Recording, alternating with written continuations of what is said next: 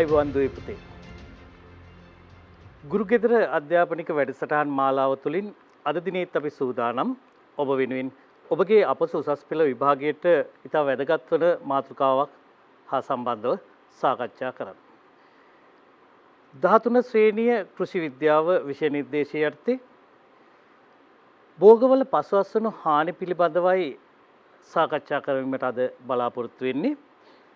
මෙහි නිපුණතාවය 3 උසස් ඇස්වැන්නක් සඳහා පසුවස්වනු තාක්ෂණ ක්‍රම පිළිබඳ විමර්ශනය කරයි කියන නිපුණතාවයේ යටතේ නිපුණතා මට්ටම 3 පසුවස්වනු හානි සිදුවීමට බලපාන හේතු විමසා බලයි යන මාතෘකාව යටතේ තමයි අද අපි සාකච්ඡා කිරීමට බලාපොරොත්තු වන්නේ.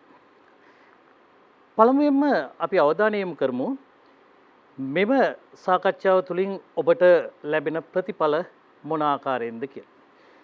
අපි ඉගෙනුම් පළ වශයෙන් අදහස් කරන ඔබට මෙම සාකච්ඡාව අවසානයේදී කල්තබාගත හැකි අස්වනු සහ කල්තබාගත නොහැකි අස්වනු පිළිබඳව යම් අවබෝධයක් ලබා දීම, ඒ වගේම පසුවසුණු හානි සිදුවන අවස්ථා විස්තර කිරීම, අස්වනු කල්තබා ගැනීමට ඒ වගේම අස්වනු වල ස්වභාවයේ වැදගත් වන ආකාරය පැහැදිලි කිරීමට බලාපොරොත්තු වෙනවා.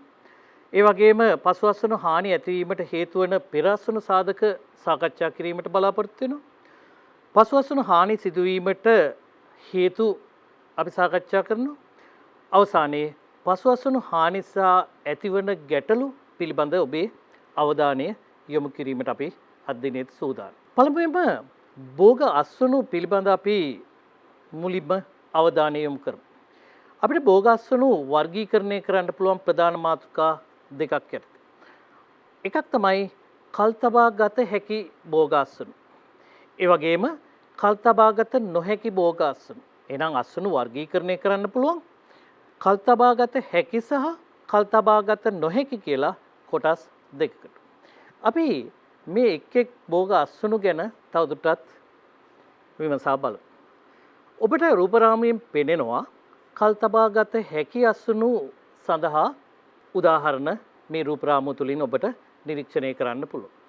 සාමාන්‍යයෙන් ධාන්‍ය ඒ වගේම මාෂ භෝග වර්ග කල්තබාගත හැකි අස්වනු ගණයට වැටෙනවා.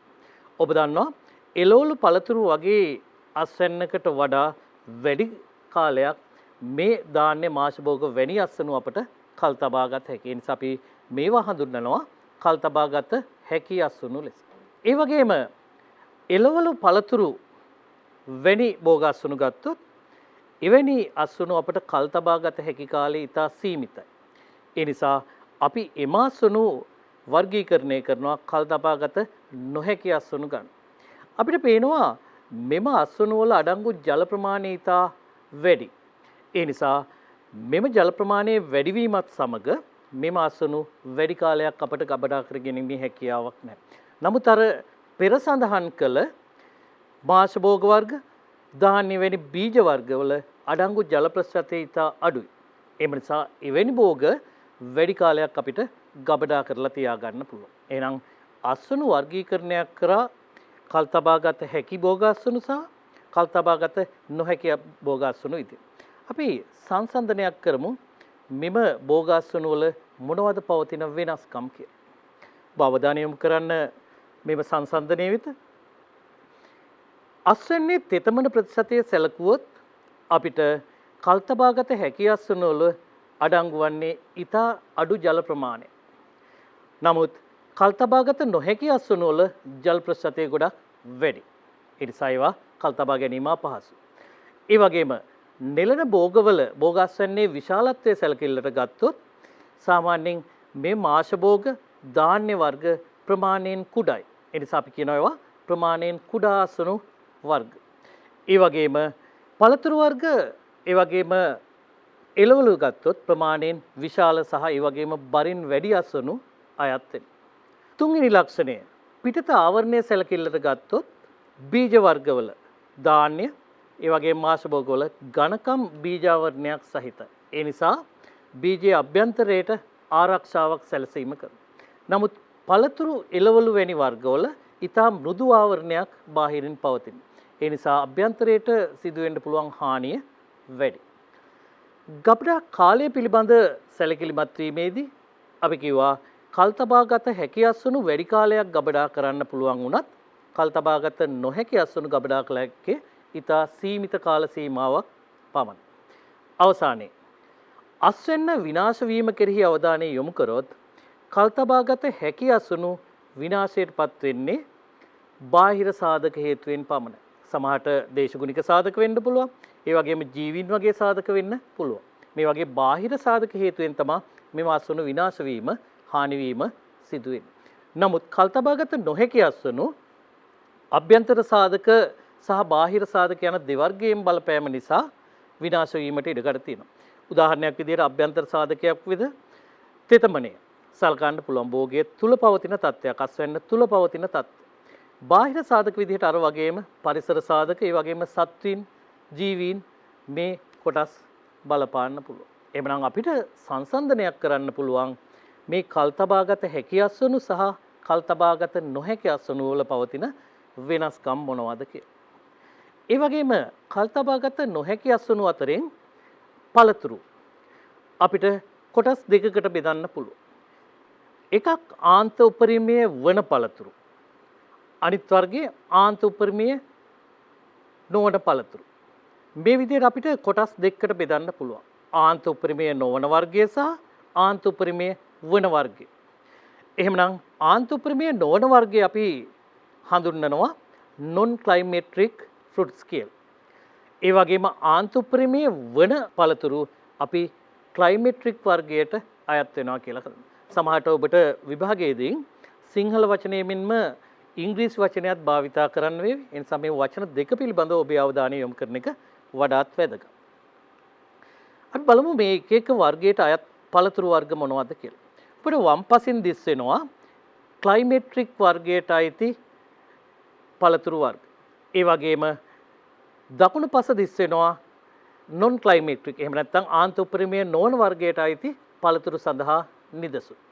බලන්න climatic වර්ගයට, එහෙම නැත්නම් ආන්ත උපරිමයේ වන වර්ගයට අයිති වෙනවා apple, ඒ වගේම alligator pear, කෙසෙල්, මෙන්න මේ වගේ පළතුරු වර්ග බොහොමයක් අයිති වෙන්නේ මේ ආන්ත උපරිමයේ වන වර්ගයට. නමුත් සීමිත පළතුරු වර්ග සංඛ්‍යාවක් තමයි ආන්ත උපරිමයේ නොවන වර්ගයට අයිති වෙන්නේ. බලන්න මොනවද ඊට අයිති වෙන්නේ කියලා. ස්ට්‍රෝබෙරි වෙන්න පුළුවන්, සිට්‍රස් කුලයේ පළතුරු වර්ග, ඒ කියන්නේ දෙහි දොඩම්, ලෙමන් වගේ ඒවා.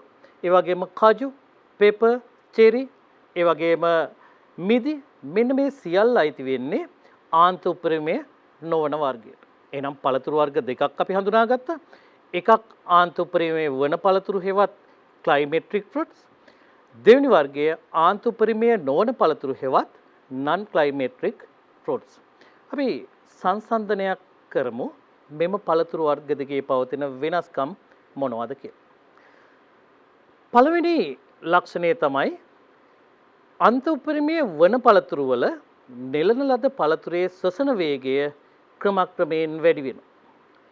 නමුත් අන්ත උපරිමයේ නොවන කාණ්ඩයේ පළතුරු වල ශ්වසන වේගය අස්වැන්න නෙළුවට පස්සේ ක්‍රමක්‍රමයෙන් අඩු වෙනවා. එහෙනම් ශ්වසන වේගයේහි පැහැදිලි වෙනසක් අපිට දකින්න පුළුවන් මේ පළතුරු වර්ග දෙක අතර. එහෙනම් අන්ත උපරිමයේ වන කාණ්ඩයේ ශ්වසන වේගය වැඩි වුණත් අන්ත උපරිමයේ නොවන පළතුරු වර්ගවල ශ්වසන වේගය ක්‍රමක්‍රමයෙන් පහළ යනවා. ඒ වගේම අපි ඉගෙනගෙන තියෙනවා ශාක කායික විද්‍යාව කියන නිපුණතාවය යටතේ පළතුරු ඉදීමේදී එතිලින් වායුව නිෂ්පාදනය වීමක් වෙනවා. නමුත් බලන්න මේ පළතුරු කාණ්ඩ දෙකෙහි එතිලින් වායුව නිෂ්පාදනය මොන ආකාරයෙන්ද සිද්ධ වෙන්නේ අස්වැන්න නෙළුවට පස්සේ. අන්ත උපරිමයේ වන කාණ්ඩයේ අස්වැන්න නෙළුවට පස්සේ මේ එතිලින් වායු නිෂ්පාදනය දිගින් දිගටම වැඩිවීමක් දකින්න පුළුවන්. නමුත් අන්ත උපරිමයේ නොවන කාණ්ඩයේ මෙම එතිලින් වායු නිෂ්පාදනය ක්‍රමක්‍රමයෙන් අඩු වෙනවා අස්වැන්න නෙලීමෙන් පස්සේ. ඒ වගේම තුන්වෙනි වෙනස්කම කෘත්‍රිමව එතිලින් වායුව සපයලා අපිට පුළුවන් පළතුරු වර්ග ඉදවන්න. කෙසෙල් වගේ ඒවා ඒ ආකාරයට අපි ඉදවනවා. එහෙනම් අන්ත උපරිමයේ වන කාණ්ඩය මේ ආකාරයට කෘත්‍රිමව එතිලින් සපයලා ඉදවිය හැකි. නමුත් අන්ත උපරිමයේ නොවන කාණ්ඩයට අයත් පළතුරු ඒ විදිහට කෘත්‍රිමව එතිලින් වායුව සැපීමෙන් ඉදවීමක් කරන්න බෑ. එතනත් එහෙනම් අපිට පේනවා වෙනසක් තියෙනවා. එහෙමනම් නෙලීමෙන් පසු ඉදීම සැලකිල්ලට ගත්තොත් අන්තපරිමේය වන පළතුරු අස්වැන්න ලිරුවෙන් පස්සේ ඉදීමට තියෙන හැකියාව වැඩි. නමුත් අන්තපරිමේය නොවන කාණ්ඩය නෙලීමෙන් පස්සේ ඉදීම සිද්ධ වෙන්නේ නැහැ. එහෙනම් අපිට පේනවා එතිලීන් නිෂ්පාදනය අඩු වෙනවා. ඒ නිසා ඉදීමට තියෙන ඉඩකඩ අඩු. ඒ වගේම අපි සැලකිල්ලට ගත්තා මීට පෙර අන්තපරිමේය වන කාණ්ඩයට කෙසෙල් වැනි පළතුරුත් ඒ වගේම අන්තපරිමේය නොවන කාණ්ඩයට සිට්‍රස් වර්ග, මිදි, අන්නාසි, කජු වගේ පළතුරු වර්ගත් අයිති වෙනවා. එහෙනම් අපි වැදගත්ම දේ තමයි මේ පළතුරු වර්ග දෙකේ අස්වනු නෙලන අවස්ථාව. අස්වනු නෙලීමේදී අනිවාර්යෙන් අන්තපරිමේය නොවන අස්වනු අපි අස්වනු නෙලිය යුත්තේ උපරිම පරිණතියට ශාකයේදී මෙම පළතුරු පත් වූ පසුව. ඊට කලින් අස්වනු නෙළුවොත් ඉදීමක් සිද්ධ වෙන්නේ. එහෙමනම් අස්වැන්නේ ගුණාත්මක ඉතාම අඩුයි. නමුත් අන්තපරිමේය වන අස්වනු අපිට පුළුවන් ක්ෂේත්‍රයේදී උපරිම පරිණතියට පැමිණ නැතත් අස්වනු නෙලීමෙන් පස්සේ ඉදවා ගන්න. එහෙමනම් ඊටාම වැදගත් දේ අස්වනු නෙළුවාම අන්තපරිමේය නොවන කාණ්ඩයේ අස්වනු ඉදීමක් සිදු වෙන්නේ නැති නිසා එම අස්වනු උපරිම පරිණතියේදී අස්වනු නෙලීමට අපි ඊටමත් සැලකිලිමත් විය යුතුයි. එහෙමනම් අපි එළවලු පළතුරු ගත්තොත් ඒ එළවලු පළතුරු වල විශාල වශයෙන් අස්වනු හානියක් සිද්ධ වෙනවා. ධාන්‍ය වර්ග ගත්තොත් ධාන්‍යවල අස්වනු හානිය සාපේක්ෂව අඩුයි. අපි නිදසුන් කීපයක් වෙත යමු. සාමාන්‍යයෙන් ශ්‍රී ලංකාවේ ධාන්‍ය අස්වැන්න ගත්තොත් 12%ක වගේ ප්‍රමාණයක් තමයි හානියටපත් වෙන්නේ. ඔබට පේනවා මේ තිරේ දිස් වෙනවා එළවලු පළතුරු වැනි අස්වනු 40%ක වගේ ප්‍රමාණයක් අස්වනු හානියට ලක් වෙනවා. එහෙනම් මෙන්න මේ හානිය පිළිබඳවයි අපි අද සාකච්ඡා කිරීමට සූදානම් වෙන්නේ. එහෙනම් අපි ඒකට කියනවා පසු අස්වනු හානිය කියලා. බලන්න පසු අස්වනු හානිය මොන ආකාරයෙන්ද අර්ථ දක්වන්නේ? අපිට කියන්න පුළුවන් මෙන්න මේ ආකාරය. කිසියම් භෝග අස්වැන්නක් අස්වනු නෙලීමේ සිට පාරිභෝගිකය අතර පත්වන තෙක් එහෙම නැත්නම් පාරිභෝජනය කරන තෙක් විවිධ අවස්ථාවලදී අස්වැන්නට සිදුවිය හැකි ප්‍රමාණාත්මක හා ගුණාත්මක හානි අපි හඳුන්වනවා පසු අස්වනු හානි විදිහට. එහෙනම් මෙතනදී අපි සඳහන් කළ යුතු කරුණු කීපයක් තියෙනවා. අස්වනු නෙලීමේ සිට පාරිභෝජනය කරන තෙක් අතර කාලය තුල තමයි මේ අස්වනු හානිය සිද්ධ වෙන්නේ. ඒ අපි සඳහන් කළ යුතුයි. ඒ වගේම මෙහිදී ප්‍රමාණාත්මක හානි හෝ ගුණාත්මක හානි කියන දෙවර්ගයෙන්ම හානි අස්වැන්නට සිදුවිය හැකියි. එහෙමනම් පසු අස්වනු හානිය අපි මෙන්න මේ ආකාරයට අර්ථ දක්වනවා. ඔබ මේ රූපරාමුව වෙත අවධානය යොමු කළොත් මේක අපට ශ්‍රී ලංකාව තුළ දකින්න පුළුවන් සුලභ තත්ත්වයක්.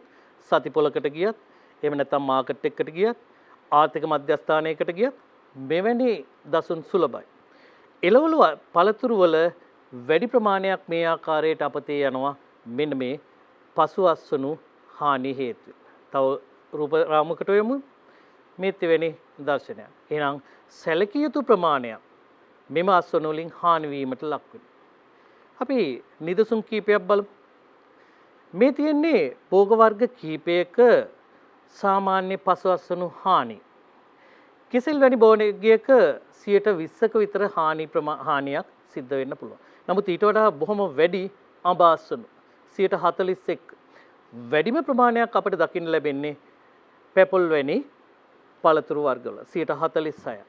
ඒ වගේම එළවලු වර්ග ඊළඟට ඔබට දකින්න පුළුවන් පසු අස්වනු හානි සිදුවන ප්‍රමාණය. එහෙනම් මෙන්න මේ සියල්ල සැලකිල්ලට ගනිමින් අපි කියනවා එළවලු සහ පළතුරු අස්වැන්නෙන් 40%ක වගේ ප්‍රමාණයක් පසු අස්වනු හානියට ලක් වෙනවා. එහෙනම් අපි සරලව ඒක තේරුම් ගන්න පුළුවන් කිලෝග්‍රෑම් 100ක අපි අස්වැන්නක් නෙළුවොත් එයින් 40ක් අපතේ යනවා. විශාල නාස්තිය. එහෙනම් අපි මේ මාතෘකාව යටතේ කතා කරන්න බලාපොරොත්තු වෙනවා මේ හානිය සිදුවන ආකාරයන් මොනවද? ඒ වගේම ඉදිරි මාතෘකාවකදී අපි කතා කරන්න බලාපොරොත්තු වෙනවා ඒ හානිය අවම කර ගැනීමට අපි මොන ආකාරයෙන්ද කටයුතු කරන්න කියලා. හරි. පළමුවෙන් අපි විමසා බලමු මේ පසු අස්වනු හානි ඇති වෙන්න බලපාන සාධක මොනවද කියලා. එහෙනම් ඔබට මේ තිරේ දිස් වෙනවා සාධක දෙවර්ගයක්. පළවෙනි සාධක වර්ගයේ පෙර අස්වනු සාධක. දෙවන සාධක වර්ගය පසු අස්වනු සාධක. එහෙනම් අස්වනු හානියට බලපාන ප්‍රධාන සාධක වර්ග දෙකයි පෙර අස්වනු සාධක සහ පසු අස්වනු සාධක. මෙන්න අපි පළවෙනි වර්ගය ගමු පෙර අස්වනු සාධක. පෙර අස්වනු සාධකයන්දී අපි අදහස් කරන්නේ ක්ෂේත්‍රයේ භෝගය සිට වූදා පටන් එම භෝගයේ අස්වෙන්න නිලන තෙක් කාල සීමාව අතරතුර භෝගයේ වර්ධනය කෙරෙහි බලපාන ලද සීලුම සාධක මෙයට අයත් වෙනවා. උදාහරණ විදියට තෝරාගත් රෝපණ ද්‍රව්‍ය වර්ගය, ඒ වගේම ක්ෂේත්‍රයේ පලිබෝධ තත්ත්වය මොන ආකාරයෙන්ද පැවතුනේ? ජල සම්පාදනය, පොහොරේ දීම, ඒ වගේම ආලෝකය, මෙවැනි සාධක සියල්ලේ බලපෑම පෙර අස්වනු සාධක ගණයට අපි වර්ගීකරණය කරනවා. එහෙනම් බලමු මේ සිදුවෙන්න පුළුවන් පෙර අස්වනු සාධක මොන ආකාරයේ හානිද කියලා. අපි හිතමු මෙහෙම. ගුණාත්මක රෝපණ ද්‍රව්‍ය අපි භාවිතා කළේ නැත්තම් අපි කිසියම් භෝගයක් වගා කිරීමට යනවා. අපි භාවිතා කරලා තියෙන බීජ වර්ගය ගුණාත්මක බවින් තොරයි. සමහර වෙලාවට රෝග ආසාදිත ශාකයකින් ගත්ත බීජ වෙන්න පුළුවන්. එවැනි බීජ වර්ගයක් අපි ක්ෂේත්‍රයේ සිටවන විට ඒ ආශ්‍රිතව රෝගකාරකින් වර්ධනය වෙලා තියෙන්න පුළුවන්. ඒ මගින් දෙවනුව ඒන් නැති වෙන පැලයට මොවුන් ආසාදිත වෙලා වගාවට ඒ රෝගය පැතිරී යන්න පුළුවන්. එහෙනම් ඔබට පේනවා ගුණාත්මක රෝපණ ද්‍රව්‍ය භාවිතා නොකිරීම නිසා ඉදිරි වගාවන් සඳහාත් එම රෝගී තත්ත්වයන් එහෙම පැතිරෙන්න පුළුවන්. ඒ මගින් අස්වනු හානි වීම සිදු වෙන්න පුළුවන්. එහෙනම් අපි ගුණාත්මක රෝපණ ද්‍රව්‍ය භාවිතාව කෙරෙහි භෝග වගාවේදී ඊටම අවධානය යොමු කළ යුතු කරුණක් වෙනවා. ඒ මගින් අස්වනු හානිය සිදු වෙන්න පුළුවන් නිසා. දෙවනුව නිර්දිෂ්ට ප්‍රභේදයන් අපි වගා කරන්න ඕන. අපි දන්නවා දෙවන නිපුණතාවයේ යටතේ අපි කෘෂි පාරිසරික කලාප සිතියමක් පිළිබඳව කතා කරනවා. ඒ ඉතා වැදගත් කරුණක් සඳහන් වෙනවා. ඒ කලාපයට සුදුසු භෝග වර්ග නිර්දේශ කිරීමේදී මෙම කලාප සිතියම වැදගත් වෙනවා. ඒ අනුව ඒ කලාපයට සුදුසු භෝග වර්ග හඳුනාගෙන තියෙනවා. ඒවා නිර්දේශ කරලා තියෙනවා ඒ කලාපවල වගා කිරීමට. එහෙමනම් අන්නේ ආකාරයට නිර්දේශය කරන ලද භෝග වර්ග පමණක් අපි වගා කිරීමෙන් අපිට ගුණාත්මක අස්වනු ලබා ගන්න පුළුවන්. ඒන් පරිබාහිරව අපි වගා කටයුතු කිරීමේදී අප බලාපොරොත්තු වෙන සාර්ථක අස්වැන්නක් අපිට ලබා ගන්න බැරි වේ. උදාහරණයක් වශයෙන් අපි ගමු. නුවරඑළිය ප්‍රදේශයේ සාර්ථකව වැවෙන එළවලු අපි පහතරට කලාපේ වගා කරන්න ගියොත් උදාහරණයක් විදිහට ගමු ලීක්ස් වගේ සාර්ථක අස්වනු ලැබෙන්නේ නැහැ. එහෙමනම් අපිට ගුණාත්මක අස්වැන්නක් නොලැබෙනවා කියන්නේ ඒක අස්වනු හානිය. එහෙමනම් අපි දැනගන්න ඕනේ ඒ ප්‍රදේශයට ගැළපෙන ආකාරයට මෙම සුදුසු ප්‍රභේද තෝරාගෙන ඒ අනුව වගා කටයුතු සිදු කරනවා. එයත් ඉතා වැදගත් කරුණක් මෙම පෙර අස්වනු හානි කෙරෙහි බලපා. ඒ වගේම අපි වගා කරන වගා භූමිය ගැන සැලකිලිමත් විය යුතුයි. අපි තුන්වන නිපුණතාවයේ අර්ථයේ කතා කරන භෝග වගාවේදී පාංශු පරිසරයේ බලපෑම. එහෙනම් එතෙන්දී අපි පාංශු සෞඛ්‍ය ගැන කතා කරනවා. හොඳ සෞඛ්‍යවත් පසක් පිහිටන අවස්ථාවේදී අපිට හොඳ භෝග අස්වැන්නක් ලබා ගන්න පුළුවන්. භෝගයේ වර්ධනය හොඳින් සිද්ධ වෙනවා. ප්‍රතිඵලය ඉහළ භෝග අස්වැන්නක් අපිට ලබා ගන්න පුළුවන්. ඒ වගේම ගුණාත්මක අස්වැන්නක් ලබා ගන්න පුළුවන්. නමුත් හායනයට ලක් වූ පසක අපි භෝග වගා කිරීමට පෙළඹුණොත් අපිට එයින් අපි බලාපොරොත්තු වෙන භෝග අස්වැන්න ලැබෙන්නේ අසුණු හානියක් වෙන්න පුළුවන්. එහෙමනම් අපි වගා කරන භූමියේ සාරවත්භාවයේ පිළිබඳව අපි අවධානය යොමු කරන්න ඕනේ. එහෙම නැත්නම් එහි බලාපොරොත්තු වෙන අස්වැන්න අපිට ලබා ගැනීමට හැකියාව ලැබෙන්නේ නැහැ. ඒ වගේම පරිසර සාධකයන් අපි නිසි පරිදි ලබා දෙන්න ඕනේ. භෝග වර්ධනයට බලපාන ප්‍රධාන සාධකයන් තියෙනවා. ආලෝකය, උෂ්ණත්වය, ඒ වගේම වර්ෂාපතනය, සුළඟ, සාපේක්ෂාර්ථය. මෙවැනි අවශ්‍ය පාරිසරික සාධකයන් නිසි ආකාරයෙන් භෝගයට සැපියුවොත් භෝගයේ වර්ධනය හොඳින් සිදු වෙනවා. ඒ මගින් හොඳ අස්වැන්නක් ගන්න පුළුවන්. නමුත් ඒ සාධකයන් නියමාකාරව නොලැබුණොත්, එහෙම නැත්නම් ප්‍රශස්තව නොලැබුණොත් භෝගයේ වර්ධනය අඩා වෙලා අස්වනු හානි වීමට තියෙන ඉඩකඩ ගොඩක් වැඩි වෙනවා. ඒ වගේම ඊළඟ කරුණ. භෝගයට ජලය සපයන්න ඕන. ජලය හරියාකාරව ලැබුණොත් තමයි භෝගය හොඳින් වර්ධනය වෙන්නේ. එහෙනම් අපි ජලය සම්පාදනය කිරීම, හිගයකින් තොර ජලය සැපීම, ඒ වගේම අපි ලබා දෙන ජලය පසේ හොඳින් රැඳිලා තියෙන වසුන් යදීම වගේ උපාය මාර්ග අපට අනුගමනය කරන්න පුළුවන්. ඒ මගින් භෝගයට නිසි තෙතමනයක් ලැබිලා භෝගය හොඳින් වර්ධනය වෙනවා. එහෙම නැති වුණොත් වෙන්නේ භෝගයේ වර්ධනය අඩාල වෙලා භෝගාසනු හානි වෙන්න තියෙන ඉඩකඩ වැඩි වෙනවා. ඒ වගේම පලිබෝධ හානි. ක්ෂේත්‍රය තුලදී බොහෝ විට වගාවකට පලිබෝධ හානි ඇතිවීමට තියෙන හැකියාව ගොඩක් වැඩි. නමුත් අපි පලිබෝධ කළමනාකරණය නිසි පරිදි සිදු නොකළොත් භෝගයෙන් අපි බලාපොරොත්තු වෙන අස්වැන්න ලබා ගන්න බෑ. එහෙමනම් අස්වැනු හානියක් අනිවාර්යයෙන්ම සිද්ධ වෙනවා. ඒ වගේම හානි වූ අස්වැනු වෙළඳපොළට ඉදිරිපත් කරන්න බෑ. වෙළඳපොළේදී ඒවා පාරිභෝගිකයා ප්‍රතික්ෂේප කරනවා. එහෙමනම් පලිබෝධ කළමනාකරණය කෙරෙහි අනිවාර්යෙන් අපි අවධානය යොමු කළ යුතුයි. එහෙම නැත්නම් එය පසුවස්වනු හානියට තුරු දෙන සාධකයක් බවට පත් වෙනවා. ඒ වගේම ජල වහන පද්ධති. අපි දන්නවා භෝගයට ජලය අත්‍යවශ්‍ය සාධකයක්. නමුත් ක්ෂේත්‍රයේ අතිරේක වශයෙන් වැඩිපුර ජලය රඳා පැවතීමත් සුදුසු නැහැ. එවැනි අවස්ථාවක භෝගයේ මූල පද්ධතියට ප්‍රමාණවත් ඔක්සිජන් සැපීමක් නොලැබිලා භෝගයේ මූල පද්ධතියේ ශ්වසනය අඩාල වෙලා ඒ වගේ පෝෂක අවශෝෂණය මූල පද්ධතියේ වර්ධනයට අහිතකර බලපෑම් ඇති වෙන්න පුළුවන්. එහෙනම් පසේ තියෙන අතිරික්ත ජලය බැහැලා යන්න සුදුසු ජල වහන පද්ධති සැලසුම් කිරීම ඉතාම අත්‍යවශ්‍ය වෙනවා. එහෙම නොවුනොත් භෝගයේ වර්ධනය අඩාල වෙන්න පුළුවන්. අඩාල වෙලා ප්‍රතිඵලය අස්වැන්න අඩු වෙන්න පුළුවන්. ඊළඟ පොහොර යෙදීම. අපි භෝගයට සුදුසු අවස්ථාවේදී පොහොර යෙදීම කළ යුතුයි. ඒ සුදුසු අවස්ථාව නියමිත පරිදි හඳුනාගෙන ඒ අවස්ථාවට නිර්දේශිත පොහොර යෙදීම ඉතා වැදගත්. අපි උදාහරණයක් ගමු. වී වගාවේදී අපි මඩ පොහොර යොදනවා.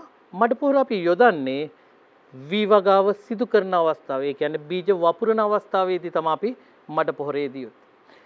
නමුත් අපි ප්‍රමාද වී මඩ පොහොර යෙදීමෙන් අප බලාපොරොත්තු වෙන අර භෝගයේ වර්ධනය ලැබෙන්නේ. ඊට පස්සේ භෝගය වී පැලවිලා සති දෙකක් විතර ගියපුවාම අපි යූරියා ප්‍රමාණයක් යොදනවා. ඒකෙන් වී ශාකය, ගොයම් ශාකය හොඳින් වර්ධනය වෙලා පඳුරු දාලා හොඳින් වර්ධනය වෙනවා. වර්ධක වර්ධනය වැඩි වෙනවා. ඒ වගේම බණ්ඩි අල්ලන්න කිට්ටු වෙනකොට අපි TDM හේවත් බණ්ඩි පොහොර දානවා. ඒ මගින් හොඳින් සම්පූර්ණ වෙච්ච කරලක් බිහි කර ගැනීමේ අවස්ථාවල. එහෙනම් අපි දන්නවා වගාවේ ඒ වර්ධන අවධියට අනුකූලව පොහොර වර්ග නිසි පරිදි යොදන්න ඕනේ. හැබැයි මේ පොහොරේදීම නිසි ආකාරයට නිසි කලට සිදු නොකළොත් අපිට බලාපොරොත්තු වෙන්න බෑ භෝගයේ ඉහළ වර්ධනය. එහි ප්‍රතිඵලය එම වර්ධනයක් රහිත භෝගයකින් ගුණාත්මක හෝ ප්‍රමාණාත්මක අස්වැන්නක් අපට බලාපොරොත්තු වීමේ හැකියාවක්. එහෙනම් පොහොරේදීම නිසි කලට සිදු කළ යුතුයි. එහෙම නැත්නම් අස්වැනු හානි වීමට තියෙන ඉඩකඩ ගොඩක් වැඩි. ඒ වගේම ඵල තුනී කිරීම. මොකද්ද මේ ඵල තුනී කිරීම කියලා කියන්නේ? අඹ ගහක් ගමු. අඹ ගහක මල් පිපිලා ටික දවසක් යනකොට අපිට පේනවා එම අඹ ගහේ ගෙඩි ඉතා කුඩා ඵලයන් විශාල සංඛ්‍යාවක් හැදිලා තියෙනවා.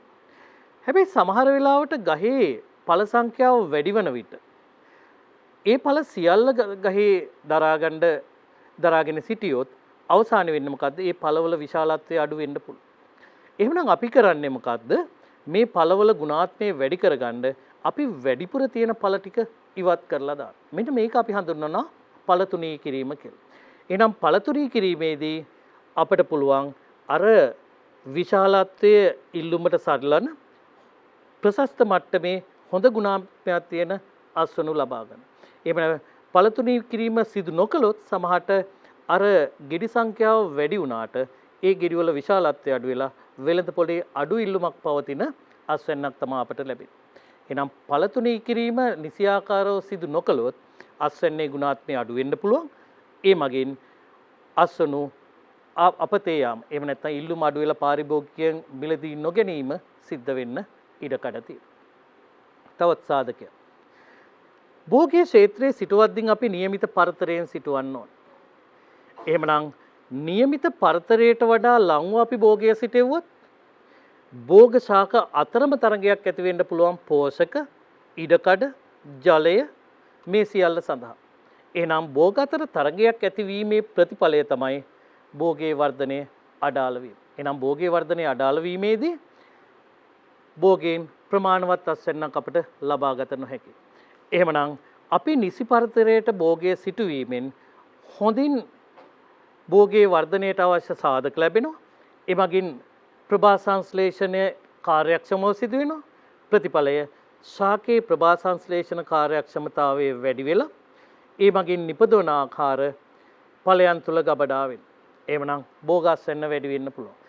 නමුත් නිසි පරිසරයට අපි සිටුවේ නැත්නම් භෝග අතර තරංගයක් ඇති වෙලා ප්‍රභා සංශ්ලේෂණයේ දුර්වල වෙලා ලබාගත හැකි අසුණු අඩු වෙන්න පුළුවන්. එහෙනම් අනිවාර්යෙන් අපි භෝග නිසි පරිසරයට සිටුවිය යුතුයි. ඒ මගින් තමයි අපිට ගුණාත්මක අස්වැන්නක් ලබා ගත හැකි. ඒ වගේම කප්පාදු නොකිරීම.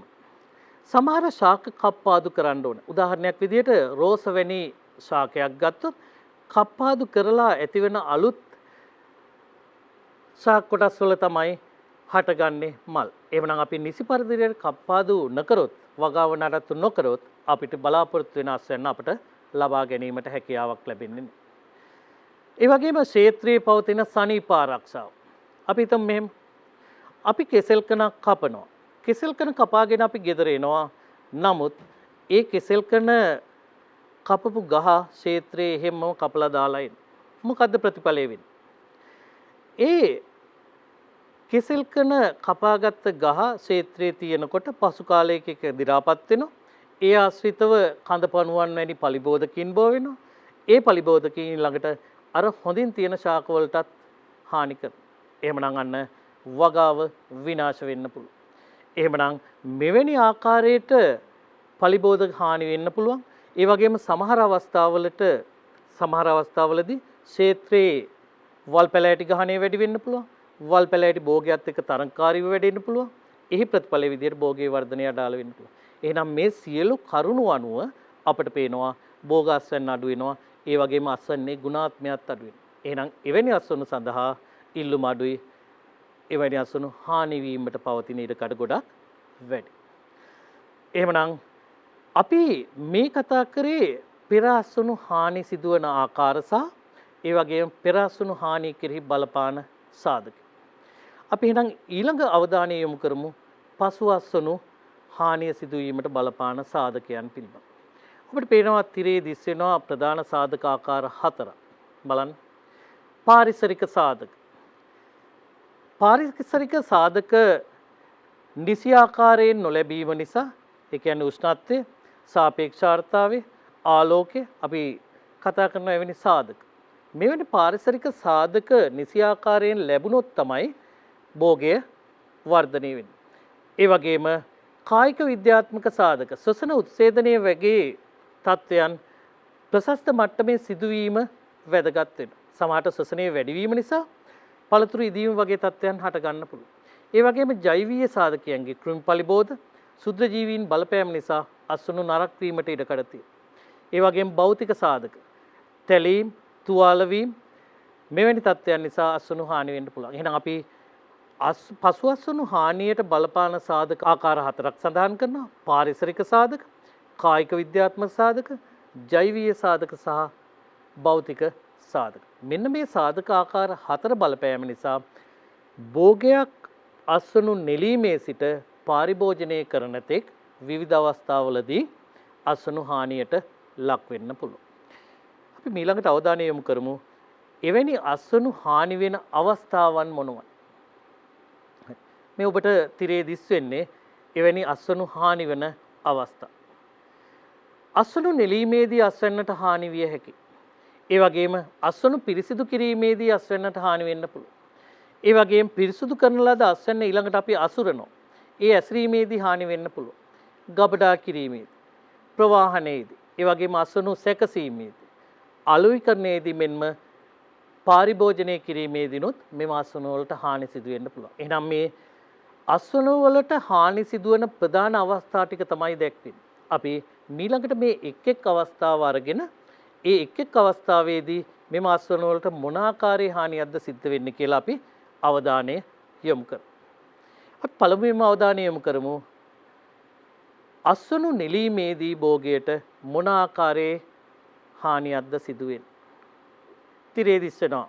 පළවෙනි කරුණ තමයි සමහර වෙලාවට අපි භෝග අස්වැන්නු නෙලනවා සුදුසු පරිණතියට පැමිණීමට පෙර හෝ එහෙම නැත්නම් සුදුසු පරිණතියට පත්වීමට පසු. පළතුරු වර්ග සාමාන්‍යයෙන් අපගේ අස්වනු නෙලාගන්නේ සුදුසු පරිණතියට පැමිණීමට පසු. ඒ කියන්නේ උපරිම පරිණතිය පැමිණීමට පස්සේ. නමුත් අපි බණ්ඩක්කා වැටකුළු වගේ බෝංචි වගේ එළවලු ගත්තොත් අපි උපරිම පරිණතියට එනකන් ඉන්නේ නැහැ අස්වනු නෙලාගන්න. එහෙම වුණොත් වෙන්නේ එහි තන්තු ප්‍රමාණය වැඩි වෙලා ඒවා පරිභෝජනයට නුසුදුසු තත්වයකටපත් වෙනවා. එහෙනම් භෝග අස්වනු වර්ගය අනුව අපි තීරණය කරන්න ඕනේ, අපි නියමාකාරයෙන් හඳුනා ගන්න ඕනේ කොයි අවස්ථාවවලදීද මෙම භෝග අස්වැන්න නෙලිය යුත්තේ. එහෙනම් පළතුරු වර්ගෙම හොඳින් පරිණත වූ පසු අස්වනු නෙලිය යුතුයි. සමහර එළවලු වර්ග උපරිම පරිණතියට පැමිණීමට පෙර අපි අස්වනු නෙලීම සිදු කළ යුතුයි. ඒ වගේම අස්වනු නෙලනකොට සමහර වෙලාවට අස්වනු නෙලීමේදී භෝග අස්වැන්නට හානි වෙන්න පුළුවන්. උදාහරණයක් ගමු. අපේ ගෙදර අඹ ගහක් තියෙනවා.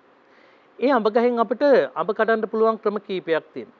එකක් තමයි අඹ ගහට නැගලා හෝ බිමේ ඉඳන් අතින් අඹ ගෙඩි කඩා ගන්න පුළුවන්. එතකොට අපිට පේනවා කිසිම හානියකින් තොරව අඹ අස්වැන්න අපිට ලබා ගන්න පුළුවන්. තව ක්‍රමයක් තමයි ගෙදර කෙක්කක් තියෙනවා නම් ඒ කෙක්කෙන් මේ අඹ ටික බිමට වැටෙන ආකාරයට කඩන්න පුළුවන්. හැබැයි එතනදී අඹ බිමට වැටීමේදී තැලීම වෙනවා. ඒ තැළුණු අඹ අපිට කල් තියා ගන්න බෑ. ඒවා නරක් වීමට තුඩු දෙනවා. ඒ වගේම සමහර අවස්ථාවලදී අපි ගොට්ටක් වැනි උපකරණයක් භාවිතා කරලා අස්වනු මේ අඹ අස්වැන්න නෙලා ගන්න. එතනදී සාපේක්ෂව අඩු හානියක් තමයි වෙන්නේ. එහෙමනම් එතනදී අර අස්වනු හානි වීමට තියෙන ඉඩකඩ අඩුයි. එහෙමනම් අස්වැන්න නෙලන ආකාරය කුමන ක්‍රමයකටද අපි අස්වැන්න නෙලන්නේ කියන දේ මත අස්වනු හානිය තීරණය වෙනවා. එහෙනම් අපි අස්වනු නෙලීමේදී අදාළ උපකරණ භාවිතය පිළිබඳ සැලකිලිමත් විය යුතුයි. ඒ වගේම අස්වනු නෙලන දිනේ ස්වභාවය සාමාන්‍යයෙන් වර්ෂා කාලයේදී අපි අස්වනු නෙලන්නේ එළවලු වෙන්න පුළුවන්, පළතුරු වෙන්න පුළුවන්, අලභෝග වෙන්න පුළුවන්. වර්ෂා කාලයේදී අපි අස්වැන්න නෙලන්නේ වැස්සට අසූ අස්වනු අපි දන්නවා පරිභෝජනය කිරීමට වැඩි කාලයක් තියාගන්න බෑ. ඒ නිසා සාමාන්‍යයෙන් අපි වැසි වලින් තොර අධික සූර්ය රශ්මියකින් තොර වේලාවක තමයි අස්වනු නෙලීම සිදු කළ යුත්තේ. එම්නම් අස්වනු නෙලීමෙන් පස්සේ අපි අස්වනු පිරිසිදු කරනවා. ඒ අස්වනු පිරිසිදු කරන අවස්ථාවෙත් මෙම අස්වනු වලට යම් යම් හානි සිදු වෙන්න පුළුවන්. බලමු. සමහර වෙලාවට ජලයෙන් සේදීමේදී හානි වෙන්න පුළුවන්. අපිරිසිදු ජලයෙන් සේදීම නිසා ඒ අපිරිසිදු ජලයේ ඉන්න රෝගකාරකයෝ, ඒ වගේම වෙනත් අපද්‍රව්‍ය, විෂ ද්‍රව්‍ය මේ භෝග අස්වනුත් එක්ක මුසු වෙලා ඒ අස්වන වල ගුණාත්මය අඩු වෙන්න පුළුවන්. ඒ වගේම ජලයෙන් සෝදා පිරිසිදු නොකළ භෝග වර්ග සාමාන්‍යයෙන් ජලයෙන් සෝදන්න ගියොත් එතන ඉදිරියට අස්වනු හානි වෙනවා. අපි උදාහරණයක් ගමු. සාමාන්‍යයෙන් මඤ්ඤොක්කා අපි ගලවලා හොදන්න යන්නේ. අපි සාමාන්‍යයෙන් මේ මඤ්ඤොක්කා ගලවලා වියලි තත්වයක් යටතේමයි අපි වෙළඳ පොළට ඉදිරිපත් කරන්නේ. සමහර වෙලාවට මඤ්ඤොක්කා අස්වනු අපි හේදුවොත් එම අස්වනු වැඩි කාලයක් තියාගන්න බැරි වෙන්න පුළුවන්. ඒ නිසා අස්වනු හානිය වැඩි වෙන්න පුළුවන්. ඒ වගේම ජලයෙන් සේදූ පසු පිස නොදැමීම. අඹ කඩලා අපි හොදනවා. හැබැයි හොදලා වතුර පිටින්ම අපි ගොඩ ගහලා තියෙනවා. ප්‍රතිඵලය ඒ මත දිලීර වෙන සුද්‍ර ජීවීන් වර්ධනය වීමට ඉඩකඩ වැඩි. ඔවුන් වර්ධනය වීම නිසා අඹ අස්වනු වලට හානි සිදුවීමේ ඉඩකඩත් වැඩි. ඒ වගේම නිසි ආකාරව නොසේදීම. අඹ පැපොල් වැනි අස්වනු කිරි තැවරුනොත් එහි පොත්ත නරක් වීමට තියෙන හැකියාව ගොඩක් වැඩි.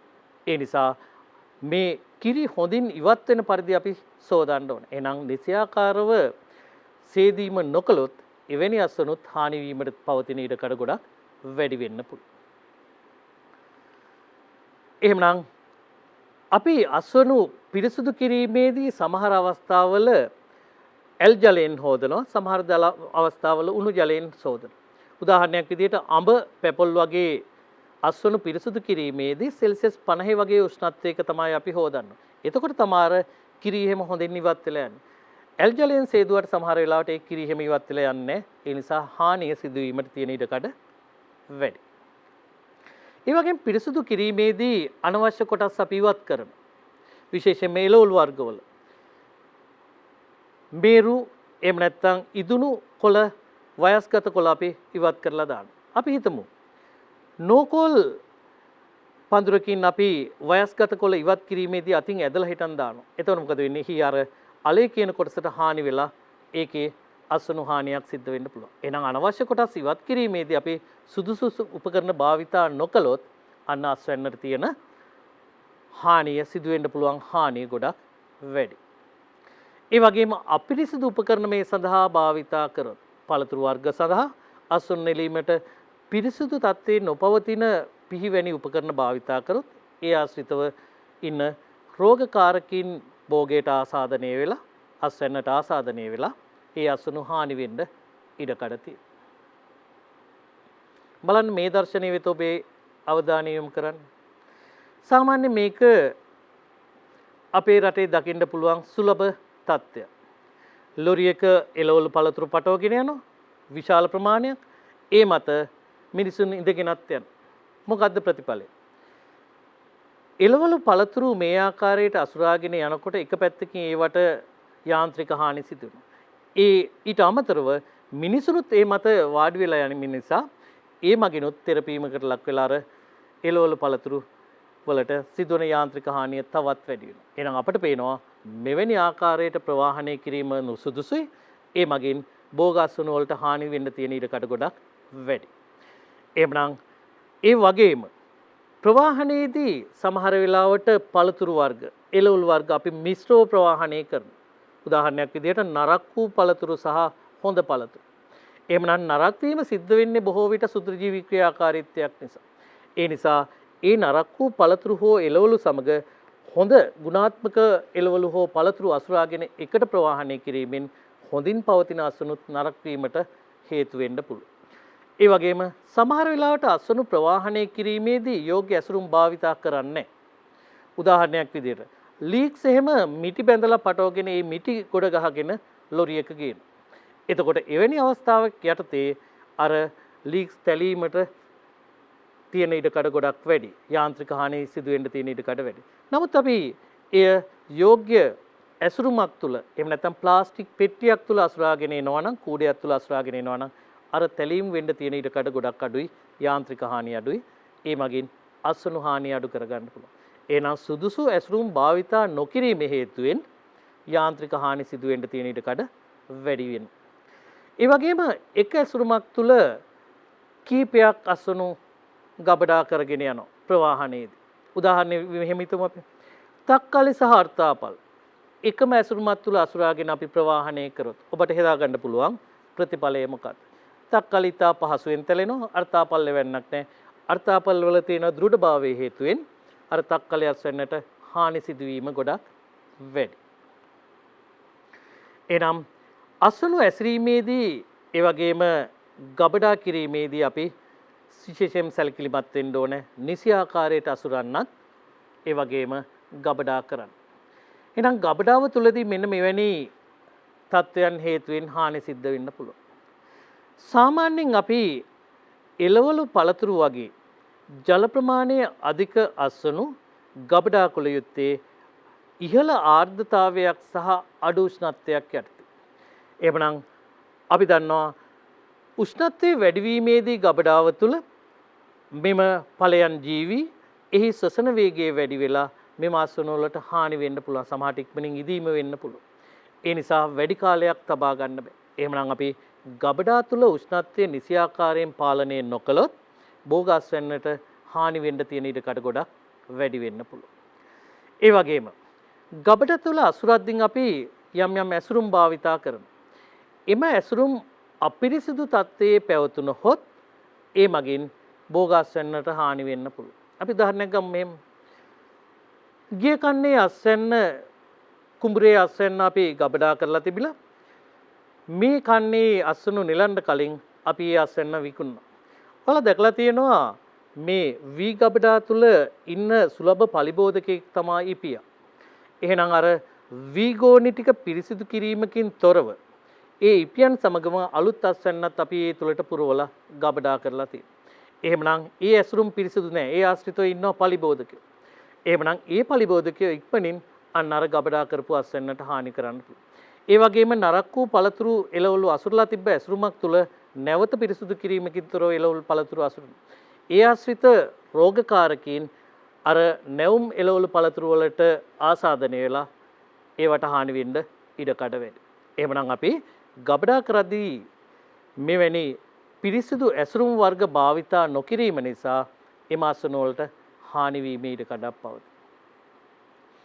ඒ වගේම අහිතකර කාලගුණික තත්ත්වයන්. අහිතකර කාලගුණික තත්ත්වයන් යටතේ අපි මේ අස්වනු ගබඩා කරලා තිබුණොත් විශේෂයෙන්ම අපි හිතමු ධාන්‍ය වර්ග වියලි වටපිටාවක තමයි ගබඩා කරන්න ඕනේ. තෙතමනේ ලැබුණොත් ධාන්‍ය වර්ග වැඩි කාලයක් ගබඩා කරන්න බැහැ. ඒ නිසා අපි ධාන්‍ය ගබඩා කිරීමේදී අඩු ආර්ද්‍රතාවයක් යටතේ ගබඩා කළ යුතුයි. අපි හිතමු අපේ වී ගබඩා කරලා තියෙන වී ගබඩාවට වහලේ උළු කැටයක් බෙදලා වතුර වැටෙනවා. ප්‍රතිඵලය මොකද්ද? එහෙනම් මේ වතුර නිසා අන්න අර ගබඩා කරලා තියෙන වී ටික හානි වෙන්න පුළුවන්. එහෙනම් අපි අහිතකර කාලගුණික තත්ත්වයේ යටතේ ගබඩා කරනවා නම් එහි බලපෑම අවමන විදිහට තමයි අපි ගබඩා කරන්න ඕන. ඒ වගේම සමහර වෙලාවට ප්‍රමාණයේ ඉක්මවා ඇසුරුම් තුල අසුරලා ගබඩා කරන්න පුළුවන්. මේම උදාහරණයක් ගමු. එළවලු අසුරන්නේ නම් ප්ලාස්ටික් කූඩයක. හැබැයි තද කර මේ කූඩේ අපි අසුරලා තියෙනවා නම් එතනදී අර යාන්ත්‍රික හානි සිදු වෙන්න තියෙන ඉඩකඩ ගොඩක් වැඩි. එහෙමනම් ඒ මගින් යාන්ත්‍රික හානි සිදු වෙලා අස්වනු හානි වෙන්න අවස්ථාව වැඩි. ඒ වගේම එකට ගබඩා නොකළ යුතු භෝග වර්ග තියෙනවා. බලන්න. පැෂන් ෆෘට් සමග එළවලු වර්ග. එහෙමනම් පළතුරු එළවලු අපි එක්ව ගබඩා කරන්න හොඳ නැහැ. මොකද පළතුරු ඉදීමේදී එතිලින් වායුව නිකුත් වෙනවා. ඒ එතිලින් වායුවේ බලපෑම නිසා එළවලු වර්ගත් ඉදීමට ලක් වෙන්න පුළුවන්. එහෙමනම් අපි මේ අවධානය යොමු කළේ විවිධ ඇසිරීමේ කටයුතු, ඒ වගේම ගබඩා කිරීමේ කටයුතු අනුව පසුවස්වනු හානිය සිදුවන අවස්ථා කීප. ඊළඟට අපි අවධානය යොමු කරමු අස්වනු අලෙවි කිරීමේදී සිදුවන්න පුළුවන් හානි පිළිබඳ. ඔබට පේනවා මේ රූපරාමුවේ දිස්සෙනවා එළවලු විකුණන්නේ සූර්යාලෝකයට නිරාවරණය වෙලා. ඒ වගේම අවට පරිසරයේ දූවිලි සහිතයි. එහෙනම් දූවිලි තැම්පත් වෙන්න පුළුවන්. මෙන්න මේ වෙනි තත්වයක් යටතේ අස්වැන්නේ ගුණාත්මය අඩු වෙන්න පුළුවන්. ඒ වගේම සමහර පාරිභෝගිකයෝ මෙවැනි ස්ථානවලින් මිලදී ගන්නේ නැහැ මෙවැනි එළවලු පළතුරු. එහෙනම් අපි අස්වනු අලෙවි කිරීමේදී ඒ සඳහා සුදුසු වටපිටාවක අලෙවි කිරීමට සැලකිලිමත් වෙන්න ඕන. එහෙනම් අලෙවියේදී මෙන්න මෙවැනි තවත් හානි සිදු වෙන්න පුළුවන්. රළු පරිහරණය. අපි ප්‍රවේශමෙන් අස්වනු පරිහරණය නොකර මේ අස්වනු රළු ලෙස පරිහරණය කරොත් යාන්ත්‍රික හානි සිදු වෙන්න පුළුවන්. ඒ යාන්ත්‍රික හානිය ඔස්සේ පසුව රෝගකාරකයන් කෘමීන් මේ භෝගයට හානි කරන්න පුළුවන් ආසාදනය වෙලා ඒ මගින්. මේ භෝග අස්වනු අක්‍රමවත්ව ඇසිරීමෙන් නරක් වූ එළවලු සහ පළතුරු අපි හිතමු හොඳ එළවලු සහ පළතුරු සමග මිශ්‍ර කරලා අසුරනවා. එහෙමනම් හොඳ එළවලු පළතුරු වලට සිදු වෙන්න පුළුවන් හානිය වැඩි මෙවැනි විදිහට අක්‍රමවත්ව ඇසිරීම හේතු. ඒ වගේම ඊළඟ අවස්ථාව අස්වනු මිලදීගෙන ගෙදරට අරන් එනකොට මේ කාල සීමාව තුලදීත් අස්වනු වලට හානි වෙන්න පුළුවන්. බලන්න අපි පොළට යනවා. පොළට ගිහිල්ලා හිටන් ඉස්සරලාම ගන්නවා තක්කලි ටිකක් අපේ මල්ලට. ඊළඟට අපි ගන්නවා කොළ එළවලු ටිකක්, පලා වර්ග ටිකක්. අවසානයේ තමයි මතක් වෙන්නේ අපිට ඔන්න අලයි ලුණුයි ගෙදර නැහැ කියලා. අපි අල ලුණු ටිකත් ඒක උඩට දාගෙන මල්ල පුරවගෙන අපි ගෙදර එනවා. ගෙදර ඇවිල්ලා අපි මේවා දිහා ආපහු හැරිලා බැලුවොත් මොකද වෙන්නේ? පහලින්ම තියපු තක්කලි ටික තැලිලා ගිහිල්ලා. ඒ වගේම කොළ එළවලු ටික තැලිලා ගිහිල්ලා. අන්න අස්වනු වලට හානි වෙනවා. එවනම් අපි මිලදී ගැනීමේදීත් ඒ වගේම නිවසට රැඳීමේදීත් අපි ප්‍රවේශම් විය යුතුයි. අපි අවශ්‍ය ප්‍රමාණයට විතරක් මිලදී ගන්න නැතුව එළවලු ලාභ නම් පළතුරු ලාභ නම් අපි ටිකක් වැඩිපුර ගේන්න. ඒ වැඩිපුර ගෙනාවට සමහර වෙලාවට ඒ අස්වනු අපතේ යනවා මිසක් අපි පරිභෝජනය කරන්නේ. එහෙමනම් අපි අස්වනු මිලදී ගැනීමේදී ඒ වගේම නිවසට රැගෙනීමේදී හානි සිදු වෙන්න අවස්ථා තියෙනවා. ඒ වගේම පළතුරු අලෙවි කරන ස්ථානයක ඔබ දැකලා ඇති සුලභ දසුනක් තමයි අඹ. අලෙවි කරද්දී පාරිභෝගිකයන්ගේ සමහර හැසිරීම් තියෙනවා. අඹ ඉදිරියට බලන්න ටිකක් ඔබලා බලන්න. එහෙම නැත්නම් අලිකි peer ගෙඩියක් අරගෙන කන්ද තියලා හොලවලා බලනවා බීජ හෙල වෙනවද කියලා. එහෙමනම් මෙවැනි තත්ත්වයන් නිසා සමහර වෙලාවට තැලීම් සිද්ධ වෙන්න පුළුවන්, යාන්ත්‍රික හානි සිද්ධ වෙන්න පුළුවන්. එවැනි අස්වනු අලෙවි කිරීමේදී හානි වෙන්න පුළුවන්. එවැනි ඒවා අපතේ යන්න තියෙන ඉඩකඩ ගොඩක් වැඩි. අවසානයේ නිවසට රැගෙන ආපු අස්වනු අපි පිසීමට ලක් කරනවා. එහෙමනම් මේ අස්වනු පිස ගැනීමේදීනුත් මෙවැනි හානි සිද්ධ වෙන්න පුළුවන්. අධික ලෙස සේදීමට ලක් වුණොත් එහි තියෙන පෝෂක පදාර්ථ ඉවත් වෙලා යන්න පුළුවන්. ඒ වගේම කැපීමේදී එහෙම නැත්නම් සුද්ධ කිරීමේදී පොතු ඉවත් කිරීම වැඩි කටයුතු වලදී මේ අස්වැන්නින් සැලකිය යුතු ප්‍රමාණයක් ඉවත් වෙලා යන්න පුළුවන්. පිසීමේදී කොළේලුළු වගේ අධික උෂ්ණත්වයක් යටතේ පිස ගැනීමෙන් එහි අඩංගු විටමින් වැනි පෝෂක හානි වෙන්න පුළුවන්. ඒ වගේම ප්‍රමාණයේ ඉක්මවා ආහාර පිස ගැනීමෙන් එහි ඇති පෝෂක පදාර්ථ බොහොමයක් හානි වෙන්න පුළුවන්. සමහර වෙලාවට ආහාර සකස් කරලා අපි මේසෙ උඩ තියලා තියෙනවා. හැබැයි අපිට වහන්න අමතක වෙනවා. එහෙනම් එතනදී මැස්සෝ හැම ඒ ආහාරයේ වහපුවාම අපි ඒව පරිභෝජනය කරන්නේ විසිකරනවා. ඒ වගේම විශේෂයෙන්ම උත්සව අවස්ථාවල කෑම මේසේ අලංකාර කරන්න අපි විවිධ අලංකරණ උපක්‍රම යොදා ගන්නවා. එවැනි අලංකරණ උපක්‍රම වලට යොදාගත්ත අස්වනු අපි නැවත පරිභෝජනයක් කරන්නේ ඒවා ඉවත් වෙලා. එහෙනම් අපි මේ අවස්ථාවේදී සාකච්ඡා කරේ අස්වනු වලට සිදුවන විවිධ හානි සහ එම හානි සිදුවන විවිධ අවස්ථා.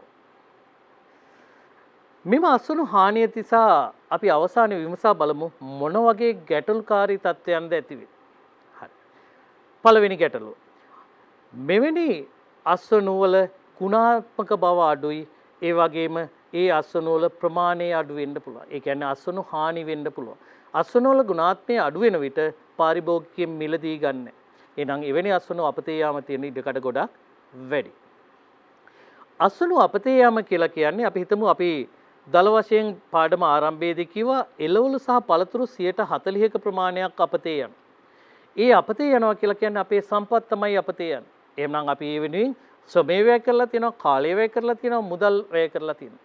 එහෙනම් අප සතුව පැවතුණු සම්පත් තමයි මේ අපතේ යන්නේ. එහෙනම් ඒකත් ගැටලුව.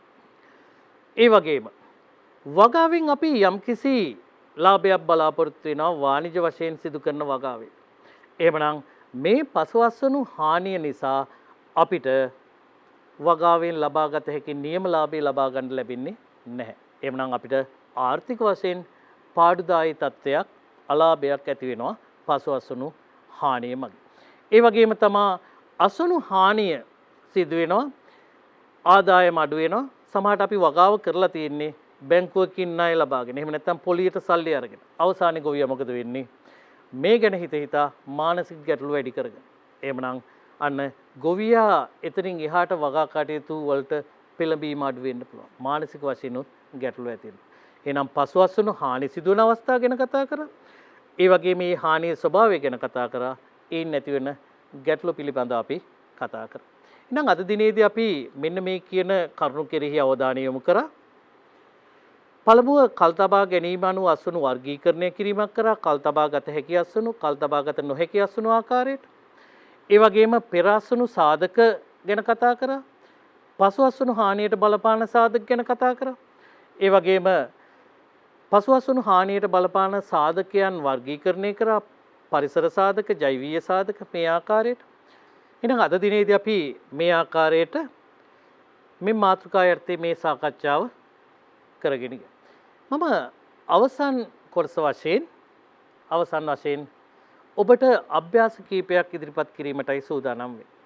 අපි විභාගයට එන්න ඉඩකඩ තියෙන මෙන්න මෙවැනි බහුවර්ණ කීපයකට ඔබත් එක්කම එකතු වෙලා අපි පිළිතුරක් සෙවීමට උත්සාහ කරමු. බලන්න පළවෙනි බහුවර්ණ ප්‍රශ්න. ශ්‍රී ලංකාවේ එළවලු සහ පළතුරු වල පසුවස්වනු හානිය පිළිබඳව වඩාත් නිවැරදි වගන්තිය වන්නේ. එළවලු සහ පළතුරු වල පසුවස්වනු හානිය ගොඩක් වැඩි කිව්වා. ඒ පිළිබඳව වගන්ති කීපයක් දක්වලා තියෙනවා. බලමු. පළවෙනි වගන්තිය.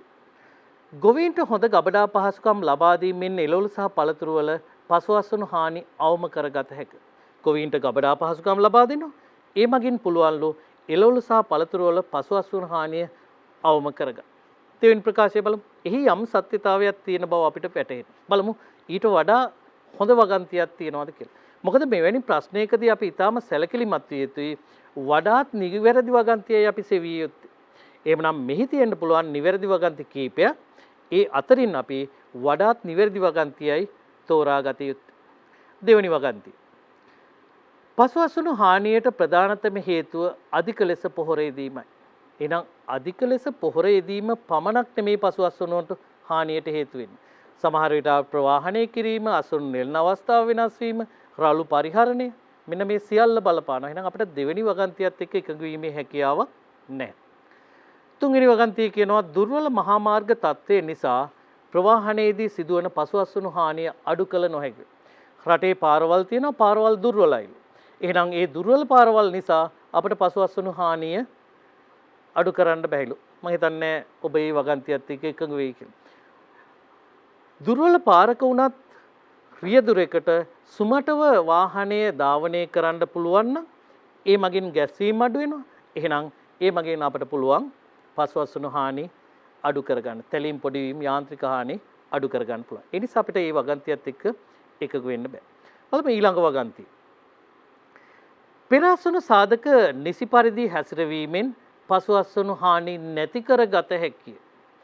මෙතන අවම කරගත හැකිය කියවනම් අපිට යම් කිසි එකතාවයකට එන්න තිබ්බා. නමුත් මෙතන කෙලින්ම කියලා තියෙනවා නැති කරන්න පුළුවන්ලු පෙරාසුණු සාධක නිසි ලෙස කළමනාකරණය කරන. එහෙනම් ඒ වගන්තියෙත් අපිට පේනවා සත්‍යතාවයක් නැහැ. පස්වෙනි අවසාන වගන්තිය අපි බලමු. එළවලු හා පළතුරු වල පසුඅසුණු හානියට ප්‍රධාන වශයෙන් හේතු වන්නේ අයෝග්‍ය හැසිරීම. ඒ කියන්නේ රළු පරිහරණය. හැසිරීම සහ ප්‍රවාහනය. එහෙනම් නුසුදුසු හැසිරීම, ඒ වගේම හැසිරීම සහ නුසුදුසු ආකාරයට ප්‍රවාහනය. එහෙනම් අපි දන්නවා එළවලු පළතුරු බොහොමයක මෙන්න මේ ආකාරයට රළු පරිහරණය, ප්‍රවාහනය, හැසිරීම මෙන්න මේ தත්ත්වයන් නිසායි හානි වෙන්නේ. එහෙනම් අපි දැන් උත්තර දෙකක් හොයාගත්තා. පළවෙනි උත්තරය සහ පස්වෙනි උත්තරය. අපිට දැන් උත්තර දෙකක් තියෙනවා. එහෙනම් අපි සොයාගත යුත්තේ මේන් වඩාත් නිවැරදි පිළිතුරු කුමක්ද? ගොවීන්ට හොඳ ගබඩා පහසුකම් ලබා දීමෙන් එළවලු පළතුරු වල පසුඅසුණු හානිය අවම කරගත හැකියි. එහි යම් සත්‍යතාවයක් තියෙනවා කියලා අපි කිව්වා. හැබැයි අපිට වඩාත් පැහැදිලි වෙනවා අපි මේ කරපු සාකච්ඡාව තුළින් එළවලු පළතුරු වල වැඩිම අසුණු හානියක් සිදු වෙන්නේ ඔන්න ඔය කියන අවස්ථාවල. හැසිරවීමේදී, ඇසිරීමේදී සහ ප්‍රවාහනයේදී. එහෙනම් අපි අවසාන නිගමනයට එළවෙනවා පිළිතුරු විය යුත්තේ පස්වෙනි ප්‍රකාශය. එhmenan අද දිනේදී අපි ඔබ සමග සාකච්ඡා කළා විවිධ භෝගාසනු මොන ආකාරයටද හානි සිදු වෙන්නේ. ඒ හානිය ස්වභාවය ගැන අපි කතා කරා. එහෙනම් ඉදිරි පාඩමකදී අපි බලාපොරොත්තු වෙනවා මෙම අසුණු හානි අවම කරගෙන ඉතා ගුණාත්මක අස්වැන්නක් ලබා ගැනීමට පසු අත්සුණු තාක්ෂණික ක්‍රමවේදයන් මොන ආකාරයටද යොදාගන්නේ. එහෙනම් එම පාඩමේදී හම් වෙනතුරු ඔබ සැමට සුබදායි දවසක්.